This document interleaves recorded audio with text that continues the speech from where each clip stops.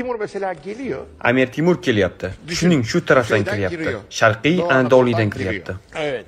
Değil mi? Birdenbire güneye Birdan darhol janubga burilib, shartta mamluklarni uryapti. Memluklarla Mamluklar va Boyazidning birikishiga yo'l qo'ymayapti.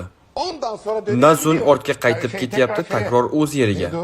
Haligi bizning turklar, ozarbayjonliklar armanlarni yengib qaytarib olgan Qorabog'ga ketyapti. Qorabog'ga Boyazid elchi jo'natyapti. Timur nima qilyapti, bilyapsanmi? Qo'shinni ko'rsatyapti. Tarixda ilk bor qayd etilgan muhtasham uniformlar, harbiy kiyimlar qo'shinda bor. Mirzo Mahmud Samarqanddan yangi keltirgan.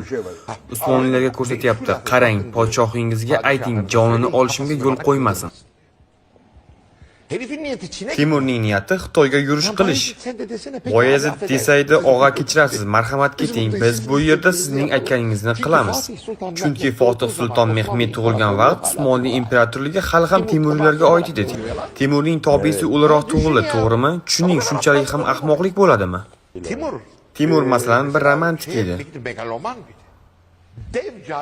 Devdek buyuk masjidlar qurdiryapti.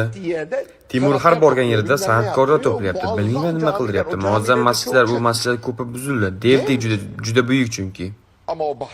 Ammo u bog'lar qanday go'zal, Timurning qurdirgan bog'lari.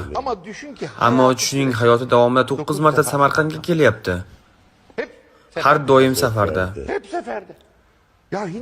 Hindistonga ketyapti. Hindistonda uning yurishlari ishonib bo'lmas darajada, ammo askariy, harbiy. Harbiy jihatdan Chingizxonga o'xshaydi, faqat Chingizxondan farqi juda madaniyatli odam. Undan ko'p tillarni bilardi, arabchani bilardi. Qoldirgan merosi ham shunday buyuk, to'g'ri. Ulug'bekni eslang, nevarasi uning. Ya'ni qarang, Usmonlilarning Timuriylarga qarshi qo'yadigan bir madaniy merosi yo'q. Yolg'onmi? Aka siz ayting.